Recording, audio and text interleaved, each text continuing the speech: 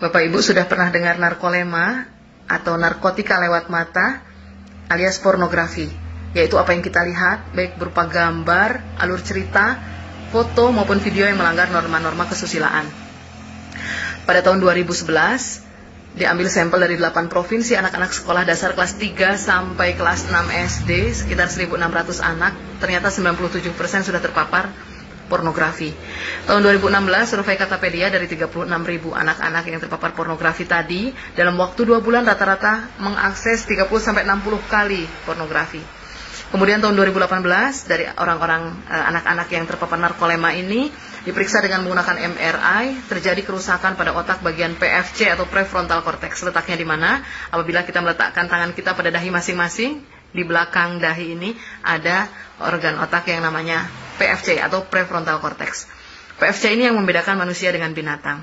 Sifatnya rapuh, mudah rusak, bisa karena trauma, bisa karena narkoba, bisa juga karena narkolema. Apa fungsi PFC? PFC ini fungsinya manajernya otak, pusatnya logika, yang membandingkan itu hal baik dan buruk, mengambil keputusan, konsentrasi, merencanakan masa depan maupun empati kepada sesama. Pada pertama kali anak yang nonton pornografi, mungkin sistem limbik akan memberikan sinyal jijik, tetapi ada rasa penasaran di belakang itu.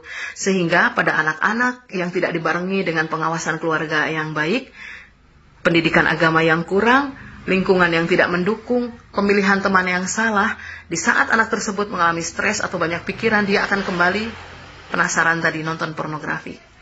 Apabila mengalami kepuasan setelah menonton pornografi, sistem limbik akan menghasilkan dopamin yang dialirkan menuju PFC tadi.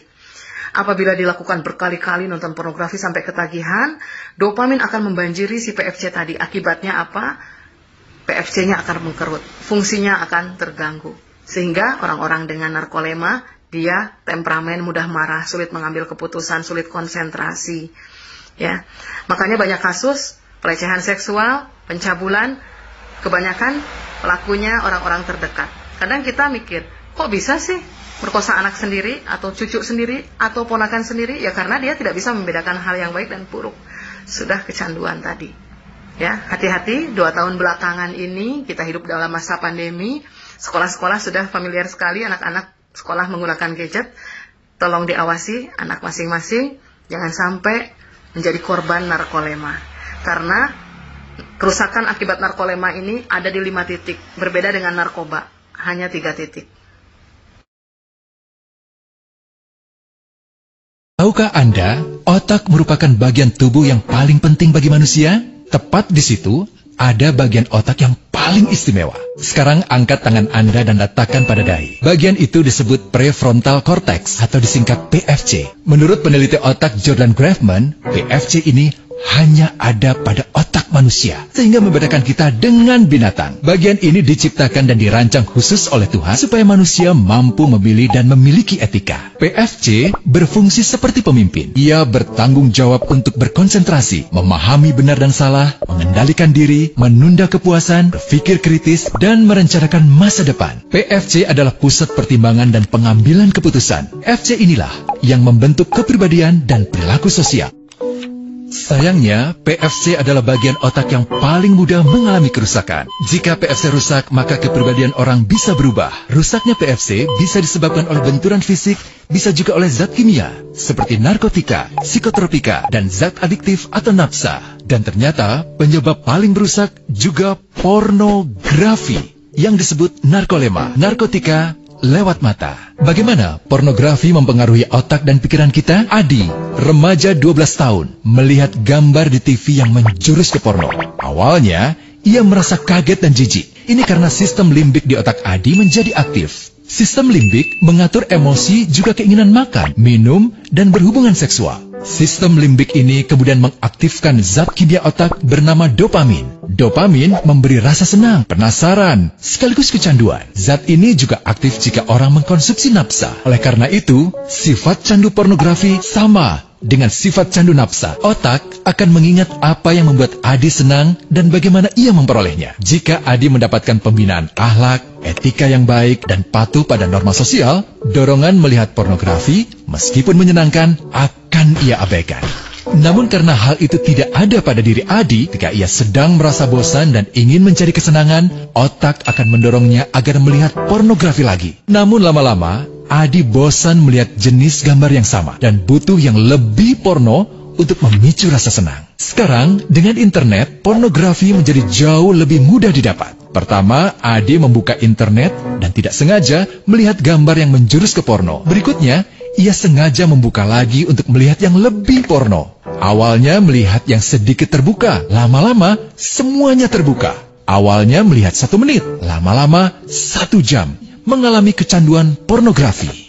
Bagaimana kerusakan PFC akibat kecanduan pornografi? Secara alamiah, dopamin dialirkan dari sistem limbik ke PFC. Orang yang kecanduan pornografi akan mengalirkan dopamin secara berlebihan sehingga membanjiri PFC. PFC menjadi tidak aktif karena terendam dopamin. Semakin sering PFC tidak aktif, ia akan semakin mengerut dan fungsinya terganggu. Sistem limbik justru akan berkembang semakin besar karena terus mengaktifkan dopamin, sehingga Adi cenderung untuk terus mencari kesenangan tanpa takut atas akibatnya. Jika tidak ditangani segera, Adi berpeluang besar menjadi pelanggan pornografi seumur hidup dan mengalami kerusakan otak di bagian PFC. Awalnya, ia akan kehilangan konsentrasi, penurunan kemampuan menimbang benar dan salah, serta berkurangnya kemampuan mengambil keputusan. Lama-lama, besar kemungkinan ia akan melakukan masturbasi, oral seks, hubungan seksual suka sama suka, dan mudah berganti-ganti pasangan seksual. Pernikahan dianggap tidak penting, pasangan dianggap hanya sebagai objek seksual semata, cenderung merendahkan derajat dan kehormatan lawan jenis. Selera hubungan seksualnya pun tidak sehat dan seenaknya, kasar sampai tega memperkosa. Manusia jadi tidak ada bedanya dengan binatang. Inilah dampak yang terjadi akibat kerusakan PFC. Ahli bedah otak Donald Hilton Jr. mengatakan, jika difoto menggunakan alat magnetic resonance imaging, otak yang rusak akibat pornografi memperlihatkan hasil yang sama dengan otak yang rusak karena kecelakaan. Ia juga mengatakan, berbeda dengan dampak nafsa yang merusak otak di 3 bagian, pecandu pornografi yang sudah melakukan hubungan seks dengan anak-anak mengalami kerusakan otak di 5 bagian. Terbukti, pornografi pada anak lebih bersifat merusak karena PFC belum matang dengan sempurna. Tapi untungnya, otak anak yang belum sempurna ini masih mudah dibentuk. Pengaruh pornografi bisa lebih mudah dihilangkan asal ada usaha untuk memulihkan dengan sabar, terutama oleh ayah ibu, keluarga, dan orang terdekat. Pelajari bagaimana mencegah dan menangani anak yang terkena pornografi. Lindungi generasi kita dari bencana pornografi dan kejahatan seksual.